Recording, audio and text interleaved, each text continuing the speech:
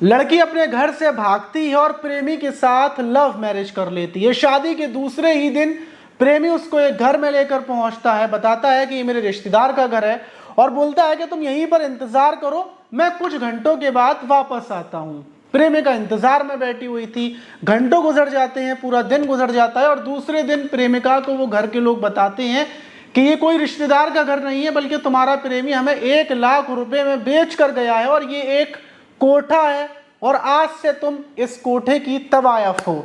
और फिर उस लड़की के साथ जिसकी कुछ घंटों पहले शादी हुई थी, उस लड़की के साथ नए नए ग्राहक गलत काम करना शुरू कर देते हैं और फिर ये सिलसिला स्टार्ट होता है और 9 महीने तक बराबर ये सिलसिला चलता रहता है। 9 महीने के बाद उस कोठे पर एक फरिश्ता आता है, वो उस लड़की को बचाता है और फिर इस घटना का खुलासा होता है। वो लड़की बताती है कैसे उसने लव मैरिज की, कैसे उसने उस लड़के को शिद्दत वाला चाहा था जिसके लिए उसने अपना परिवार छोड़ दिया था और कैसे उसको बेचा गया, लेकिन लड़की के परिवार ने लड़की को क्यों नहीं ढूंढा और 9 महीने तक लड़की तक कोई क्यों नहीं पहुंच पाया। पूरी घटना को जब आप सुनेंगे तो आप हैरान हो जाएंगे और ये घटना आज की लड़कियों के लिए सुनना बेहद जरूरी है। तो चलते हैं और इस घटना को शुरुआत से जानते हैं आखिर तक।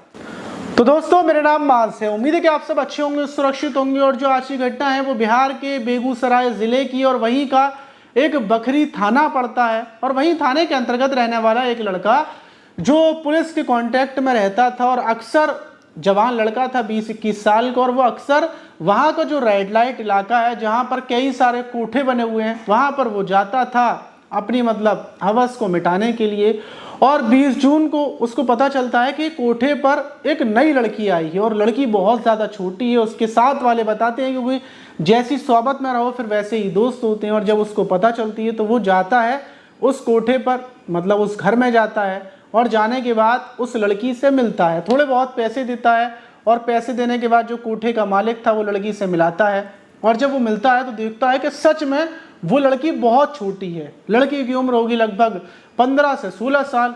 और फिर वो अंदर लड़की के साथ सब कुछ करता है और उसी बीच वो लड़की से जानने की कोशिश करता है कि आखिर तुम यहाँ कैसे आई, क्योंकि वो उसकी उम्र का था, वो भी अच्छा खासा, लड़की भी अच्छी खासी।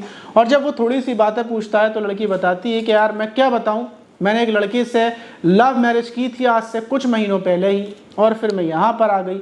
जब वो लड़का सुनता है तो बड़ा हैरान हो जाता है कि इतनी छोटी लड़की घर से भाग के इसने लव मैरिज की और यहाँ पर आ गई।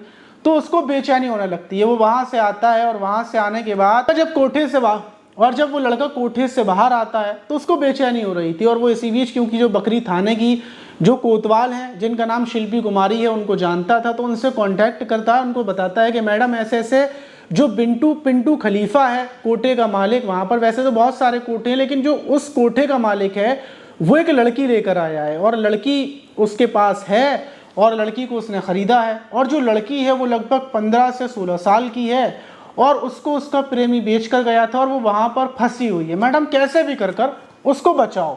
अब जब कोतवाल साहब को उनको पता चलता है, क्योंकि जो शिल्पी कुमारी हैं वो भी एक लड़की, जब उनको पता चलता है तो वो सीओ साहब से बात करती हैं, एसएसपी साहब से बात करती हैं कि ऐसे ऐसे वहाँ पर पुलिस लेकर पहुँचनी है। और उसके बाद पुलिस की एक टीम रवाना होती है और जो पिंटू खलीफा का कोठा है, जो उसका घर है, वहाँ पर पहुँचती हैं। पिंटू खलीफा और उसका भाई अशोक खलीफा और उसकी बीवी, इन तीनों को पुलिस एकदम से गिरफ्तार करती है, पकड़ती है। और उसी बीच एक 12 साल की लड़की को वहाँ से घर से निकल कर भागती है, पुलिस उसको भी पकड़ लेती है और घर के अंदर जाती है, अंदर वाले कमरे में। तो एक लड़की 3-4 कमरे छोड़ने के बाद बिल्कुल लास्ट वाले कमरे में बड़ी बुरी हालत में अंदर अंधेरे में पड़ी हुई थी। लड़की के चेहरे पर लिपस्टिक लगाई गई थी क्योंकि जो पिंटू खलीफा की वाइफ है वो लड़की को सजा बनाकर अंदर रखी हुई थी क्योंकि यहाँ पर ग्राहक आएंगे।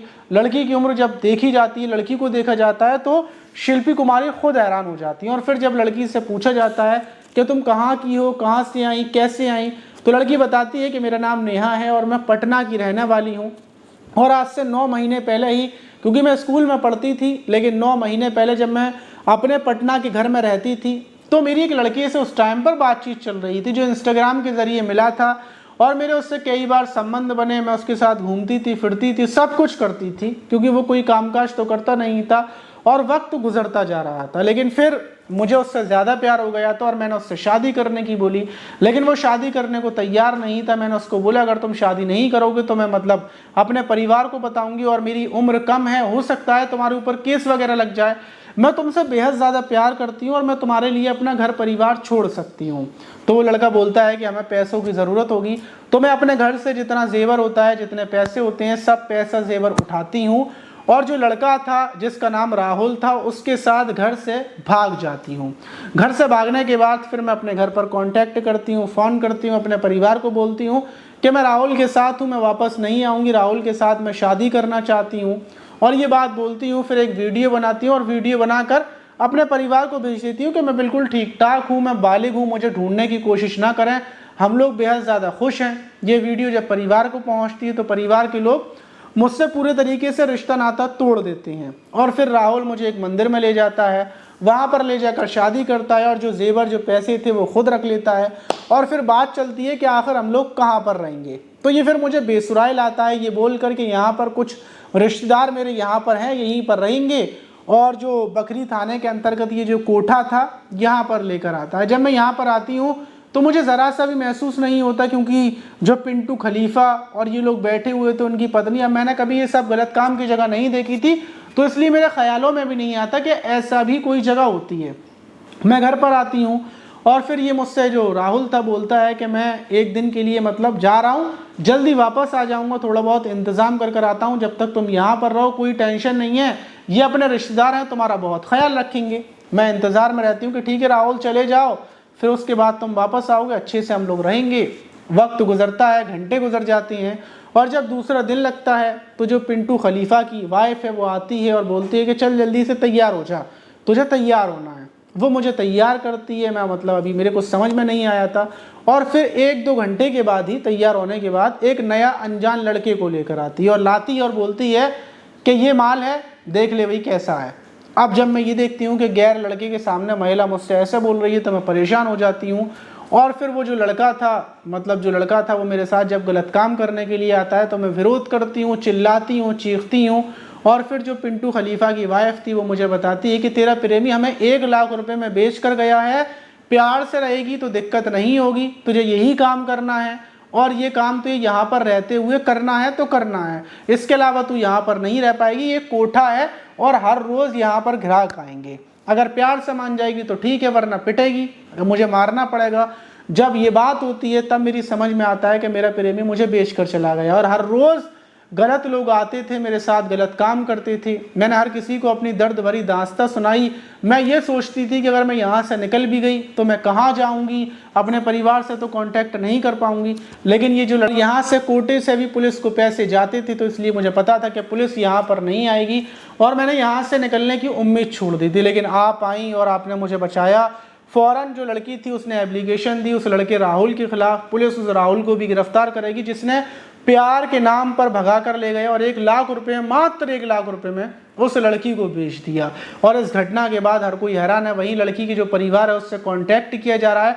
और दूसरी बात कि देखिए सबसे मतलब परिवार ने क्यों नहीं ढूंढा, परिवार ने इसलिए नहीं ढूंढा क्योंकि लड़की ने वीडियो बनाया था कि मैं खुश हूँ, तो परिवार को ये लग रहा था कि जो लड़की है वो अपने बॉयफ्रेंड के साथ खुश होगी, इसलिए उन्होंने रिश्ते नाते ख़त्म कर दिए थे। ये सोच लिया था कि हमारी लड़की तो हमारे लिए मर गई, लेकिन उनको नहीं पता थी कि लड़की फंस गई।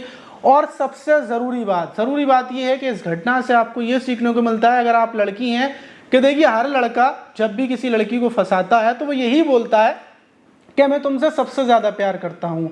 और लड़की को, जितने भी लड़कियों के साथ धोखे होते हैं, जितनी भी लड़कियों के साथ गलत होता है, जितनी भी लड़कियों को मार दिया जाता है, उन सब लड़कियों को यही लगता था कि उनका प्रेमी सबसे अलग है, वो जिस लड़के से प्यार करती हैं वो दुनिया में सबसे अलग है, वो ऐसा नहीं करेगा। हर किसी को ऐसा ही लगता था, लेकिन उनके साथ ऐसा हुआ। और जो लड़की थी इसने तो परिवार छोड़कर शादी की थी, फिर भी इसके साथ इतना गलत हो गया। तो इसलिए कुछ भी ऐसा अगर आप किसी से प्यार करते हैं तो परिवार को बताएं, अपने परिवार के खिलाफ कभी ज़िंदगी में न जाएं, चाहे लड़का हो चाहे लड़की हो।